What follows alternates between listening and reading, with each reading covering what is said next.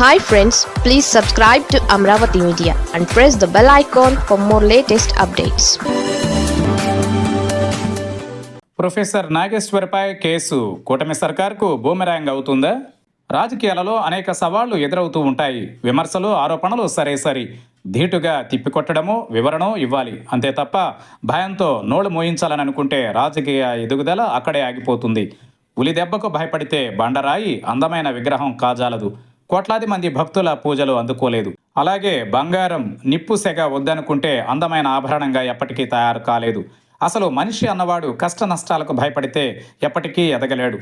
జీవితం అంటేనే ఉగాది పచ్చడి లాంటిదని పెద్దలు ఊరికే చెప్పలేదు. కష్టం అంటే ఏంటో తెలిస్తేనే సుఖం విలువ తెలుస్తుంది. నష్టం గురించి తెలిస్తేనే లాభం అనుభవంలోకి వస్తుంది. స్వర్గం, నరకం, మంచి, చెడు ఇలా ఎన్నైనా ఉదాహరణగా చెప్పొచ్చు. ఒకటి వద్దనుకుంటే ఇంకొకటి ఎప్పటికీ అనుభవంలోకి రాదు. చివరికి మనం మనుషులు కాకుండా పోతాం.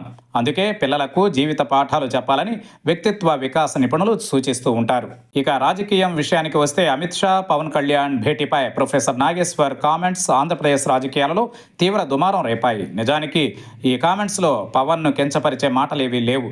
రాజకీయాలలో ఎలాంటి స్నేహాలుంటాయి, మనం ఎలా ఉండాలో పవన్కు అమిత్ షా హితబోధ చేసినట్టు ప్రొఫెసర్ అన్నారు.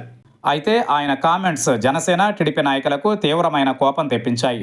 జగన్ను లాంగ్ టర్మ్ ఫ్రెండ్ అనడం వరకు ఇబ్బంది లేదు, కానీ చంద్రబాబును ఇన్స్టంట్ ఫ్రెండ్ అని అమిత్ చెప్పారనడంపై పెద్ద ఎత్తున అభ్యంతరం వ్యక్తమైంది. చివరికి ప్రొఫెసర్ నాగేశ్వర్పై కేసుల వరకు వ్యవహారం వెళ్ళింది.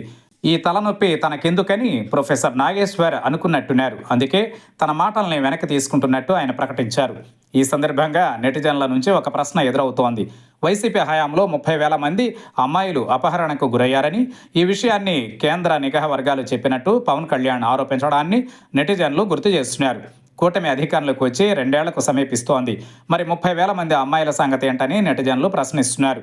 పవన్ కళ్యాణ్ 30,000 అమ్మాయిల అదృశ్యం, అలాగే దాని వెనుక వాలంటీర్లు ఉన్నారనే ఆరోపణ కంటే ప్రొఫెసర్ నాగేశ్వర్ కామెంట్స్ ఏమంత ప్రమాదకరమని నెటిజన్లు నిలదీస్తున్నారు. ప్రొఫెసర్ నాగేశ్వర్ తన మాటల్ని వెనక్కి తీసుకున్నంత మాత్రాన అప్పటి వరకు వెల్లడించిన అభిప్రాయాలు మారిపోవు. జనంలోకి వెళ్లాల్సిన మెసేజ్ వెళ్ళిపోయింది. ప్రొఫెసర్ కామెంట్స్పై ఎవరి అభిప్రాయాలు వారివి. అయితే ప్రొఫెసర్ నాగేశ్వర్ను వ్యక్తిగతంగా తోలనాడడం ఆశ్చర్యం కలిగిస్తోంది. ఆయన అంధత్వ వైకల్యం గురించి మాట్లాడేంత నీచ మనస్తత్వం బయటపడింది. ప్రొఫెసర్ నాగేశ్వర్ కామెంట్స్లో పవన్, జనసేనకు రాజకీయంగా నష్టం కలిగించే అంశాలు ఏమీ లేకపోయినా ఎందుకంత ఉలికిపాటో అర్థం కావడం లేదు. ఒకవేళ ఏదైనా ఉందని అనుకుందాం, దానిని సమర్థవంతంగా తిప్పికొట్టాలి. అంతేకాని కేసులు, వ్యక్తిగత దూషణలకు దిగడం ద్వారా జనసేన ఎలాంటి మెసేజ్ పంపాలని అనుకుంటుందో ఆ పార్టీకే తెలియాలి. రాజకీయ విశ్లేషకుడైన ఒక ప్రొఫెసర్ అభిప్రాయాలు జనసేన, టీడీపీని వణికించడం ఆశ్చర్యం కలిగిస్తోంది. దీనిని బట్టి ఆ పార్టీల మధ్య బంధం ఎంత బలహీనంగా ఉందో అర్థం చేసుకోవచ్చు. రాజకీయ విశ్లేషకుడిగా ప్రొఫెసర్ నాగేశ్వర్ సుదీర్ఘకాలంగా 2 తెలుగు రాష్ట్రాల పరిణామాలపై ఎప్పటికప్పుడు తన అభిప్రాయాలను వ్యక్తం చేస్తూ ఉంటారు. బహుశా మొట్టమొదటిసారి ఆయనపై కాకినాడ జిల్లాలో కేసు నమోదు కావడం గమనార్హం. ఏపీలో కూటమి ప్రభుత్వం ఏర్పడడానికి గేమ్ చేంజర్ పవన్ కళ్యాణే అని అనేక సందర్భాలలో నాగేశ్వర్ చెప్పారు. ఛాంపియన్ అంటూ పవన్ను ఆకాశానికి ఎత్తారు.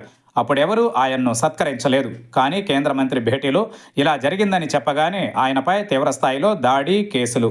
ఏపీలో కూటమి పాలన ఏ దిశలో పయనిస్తోందో అర్థం చేసుకోవడానికి ప్రొఫెసర్ నాగేశ్వర్ ఉదంతం ఒక కేస్ స్టడీ.